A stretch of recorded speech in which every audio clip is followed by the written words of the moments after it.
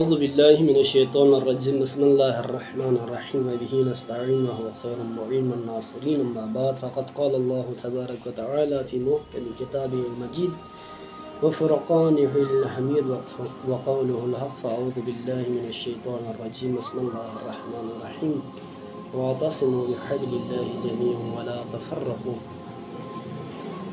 موضوع سخن وحدت امت اور ہماری ذمہ داریوں کے متعلق مختلف دروس میں مختلف عرائض آپ کی خدمت میں پیش کیے. آج آپ کی خدمت میں قرآن کی چند آیات پیش کر لیں گے.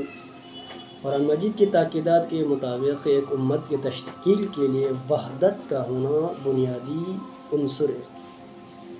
وحدت سے ہی امت تشکیل پا جاتی ہے اور وحدت سے ہی ایک بہترین اجتماعی ماحول پیدا ہو جاتا ہے. وہ ماحول جس کے اندر محبت، وہ ماحول جس کے اندر بھائی چارگی، وہ ماحول جس کے اندر امن و آشتی و سلامتی، وہ ماحول جس کے اندر اتفاق و اتحاد پیدا ہو جاتا ہے، اور وہ ماحول جہاں دوسروں کے رائے کا احترام کیا جاتا ہے، وہ ماحول جہاں دوسرے رائے کو احترام سے سنا جاتا ہے. تو یہ تمام تر امور اس وقت تک متحقق نہیں ہو سکتے جب تک وحدت و اتحاد کا ماحول فضا قائم نہیں کی جائے.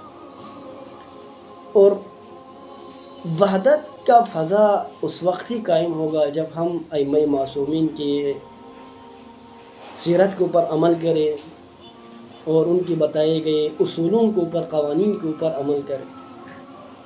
حالانکہ ایک نبی ہم بھی مانتے ہیں، ایک رسول ہم بھی مانتے ہیں، ایک رسول اہل سنت بھی مانتے ہیں، خدا بھی ایک، قرآن بھی ایک، نبی بھی ایک. علامہ اقبال کے وہ اشعار مجھے یاد آتے ہیں، منفعت ایک ہے اس قوم کا، نقصان بھی ایک ہی سب کا نبی، دین بھی ایمان بھی ایک، حرم پاک بھی اللہ بھی قرآن بھی ایک. کچھ بڑی بات تھی ہوتے جو مسلمان بھی ایک، فرقہ بندی ہے کہیں اور کہیں ذاتیں ہے، کیا زمانے میں پنپنے کی یہی باتیں ہیں. یعنی منفعت ایک ہے اس قوم کا، نقصان اور فائدہ قوم کا، ملت کا ایک ہے.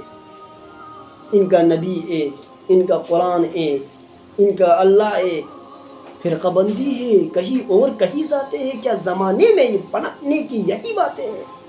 اب جب نبی تمہارا ایک ہے، اللہ تمہارا ایک ہے، قرآن تمہارا ایک ہے، پھر فرقہ بندی میں تقسیم ہونا یہ کیوں آئے؟ قرآن مجید کے اندر سورہ فتح کی وہ آیات جن میں خداوند تبارک و تعالیٰ ارشاد فرماتے ہیں، ان آیات کا ہم سرسری اگر جائزہ لیں کہ کچھ لوگ ڈٹے ہوئے تھے فرقہ واریت کے اوپر. اذ جعل الذین کفروا فی قلوبہم حمیۃ الجاہلیۃ فانزل اللہ سکینتہ علی رسولہ وعلی المؤمنین. کچھ لوگ تھے، اب یہ سورہ فتح کی آیت نمبر 26، کچھ لوگ تھے جن کے اندر حمیت جاہلیت، یعنی دور زمانے جاہلیت والی جاہلیت ان کے اندر کوٹ کے بری ہوئی تھی. وہ کسی چیز کے اوپر آمادہ نہیں تھے کہ کسی چیز کو مانے، کسی چیز کو قبول کرے. یعنی وہ اپنے ضد کے اوپر کھڑے تھے اور اس جاہلیت کے اوپر ڈٹے ہوئے تھے.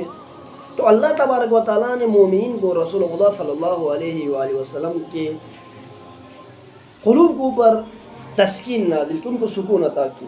اب اس آیت کے آگے، میں اس آیت کے ذیل میں مفہوم یا وہ بیان نہیں کر رہا ہوں. میں اصل جس مقصد کے لیے لا رہا ہوں وہ اگلے والے آیات ہے سورہ فتح کی.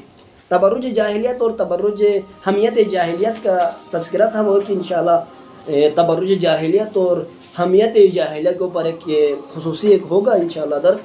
لیکن جو موضوع ہے وہ ہے محمد رسول اللہ صلی اللہ علیہ وآلہ وسلم. قرآن کے سورہ فتح آیت نمبر 29، محمد رسول اللہ، محمد خدا کا رسول ہے. والذین معہ اشداء علی الکفار، محمد اللہ کا رسول ہے، اور ان کے ساتھی جو محمد کو اللہ کا رسول مانتے ہیں اور محمد صلی اللہ علیہ وآلہ وسلم کے ہم رقاب ساتھی ہے. اشداء علی الکفار، کفار کے اوپر، دشمنوں کے اوپر شدید ہوتے ہیں، غضبناک ہوتے ہیں، رحماء بینہم، اور آپس میں رحیم ہوتے ہیں، ملنسار ہوتے ہیں، تراہم رکعا سجدا، سجدے رکوع ان کے دیکھیے. بس جو اللہ کے رسول مانتے حضرت محمد صلی اللہ علیہ وآلہ وسلم کو اور ان کے ساتھی دشمنوں کے اوپر شدید تر ہوتے ہیں اور اپنے ساتھیوں کے ساتھ رحیم ہوتے ہیں.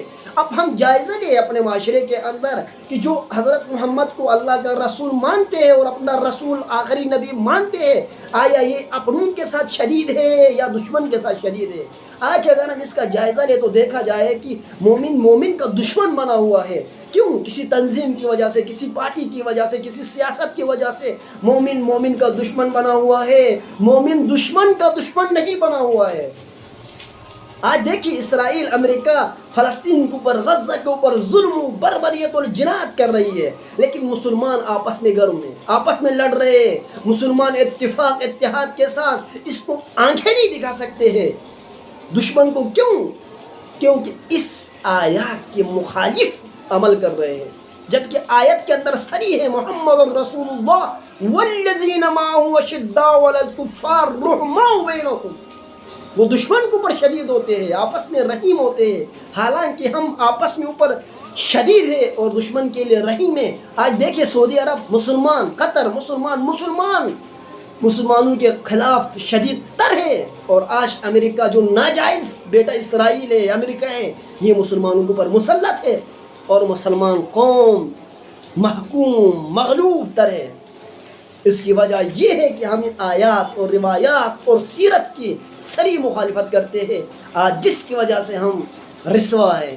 اگر ہم آیات اور روایات اور سیرت کے اوپر عمل کرتے تو آج غزہ کا یہ صورتحال نہیں بنتا، آج لبنان کا یہ صورتحال نہیں بنتا، سیریا کا یہ صورتحال نہیں بنتا.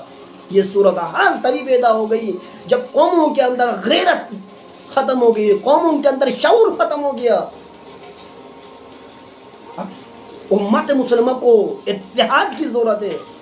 اب اتحاد تبھی پیدا ہوگی جب ہم اپنے مفادات کو بالائے طاق رکھ کے قوم کے لیے، ملت کے لیے اٹھ کھڑے ہو جائے. ایک ہو مسلم حرم کی پاسبانی کے لیے، نیل کے ساحل سے لے کر تابخا کے کاشغر. تب ہی امتیں جاگتی ہے، تب امتوں کی تقدیر لکھی جاتی ہے، تب امتیں بدل جاتی ہے. ورنہ امتیں محکومی اور مغلوب رہ جاتی ہے اور غیر اسلامی طاقتیں ان کو پر غالب آ جاتی ہے.